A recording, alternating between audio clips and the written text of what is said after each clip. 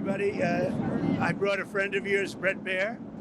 He's here. Brett, how you doing? How are you? What will make a success of this summit today? I can't tell you that. I don't know. It's there's nothing set in stone. I want certain things. I want to see a ceasefire. This is not to do with Europe. Europe's not telling me what to do. But they're going to be involved in the process, obviously, as will Zelensky. But I want to see a ceasefire rapidly. I don't know if it's going to be today, but I'm not going to be happy if it's not today. Everyone said it can't be today, but I'm just saying I want the killing to stop. I'm in this to stop the killing. You know, we're not putting up any money. We're making money. They're buying our weapons, and we're sending them to NATO, and NATO's sending us big, beautiful checks. But that I don't care about that. I care about it was a big factor when Biden spent $350 billion and got nothing. But what I do care about is they lost last week 7,011 people were lost, almost all soldiers. 36 people in a town which got hit by a missile, but over 7,000 soldiers. It's crazy. Could you describe a little bit, Mr. President, because I know you've had a lot of phone calls with President Putin. What's the difference in a face-to-face, in-person meeting? Look, he's a smart guy, been doing it for a long time, but so have I. Been doing it for a long time. And here we are with President. That was much more difficult than what I'm doing today, believe me. So we get along.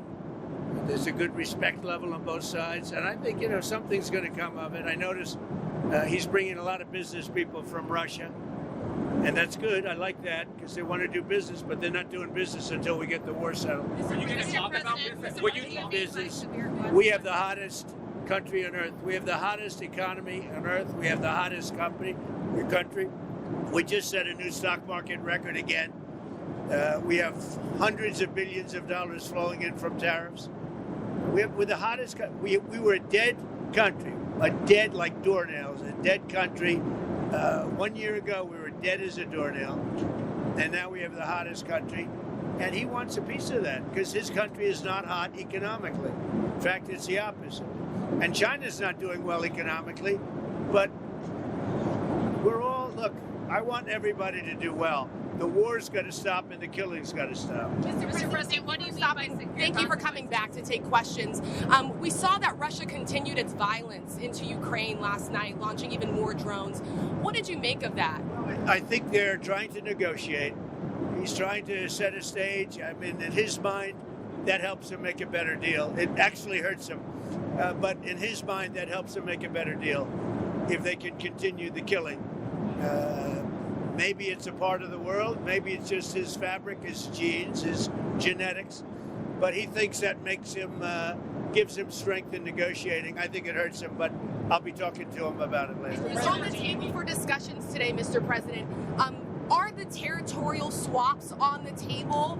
Will you be discussing that? They'll be discussed, but I've got to let Ukraine make that decision. And I think they'll make a proper decision. But I'm not here to negotiate for Ukraine. I'm here to get them at a table. And I think you have two sides. Look, Vladimir Putin wanted to take all of Ukraine. If I wasn't president, he would right now be taking all of Ukraine. But he's not going to do it. Mr. President, what did you mean? Just one thing. What about the possibility of the United States providing security guarantees to Ukraine? Maybe. Along with Europe and other countries. Not in the form of NATO, because that's not going to, there are certain things that aren't going to happen. But, along with Europe, there's a possibility of that. Mr. President, you mentioned the number of business people that President Putin is bringing along. Is that something that you want to discuss with President Putin at this meeting? Yeah, if we make progress, I would discuss it, because that's one of the things that they would like. They'd like to get a piece of what I built in terms of the economy. Just so you know, we were a dead country with our economy. He wouldn't be interested. He wouldn't have been interested a year ago with the Biden economy. But he is interested in the Trump economy because wait till you see when those factories start opening up. We have hundreds of factories all over the country, and that includes auto factories, AI factories, and every other. They're all coming in because they want to beat the tariffs. Because if they open here, they don't have to pay tariffs. If they don't open here, they have to pay, in some cases, 200%, 300%. I haven't even set some of the tariffs yet. I'll be setting tariffs next week and the week after on steel and on, I would say, chips. Mr. President. Chips and semiconductors. We'll be setting sometime next week, week after. What are you looking at? What rate? I'm going to have a rate that is going to be lower at the beginning. Then that gives them a chance to come in and build, and very high after a certain period of time. And if they don't build here, they have to pay a very high tariff, which doesn't work, so they'll come and build. Mr. President, hi. You had said earlier. I didn't see you over there.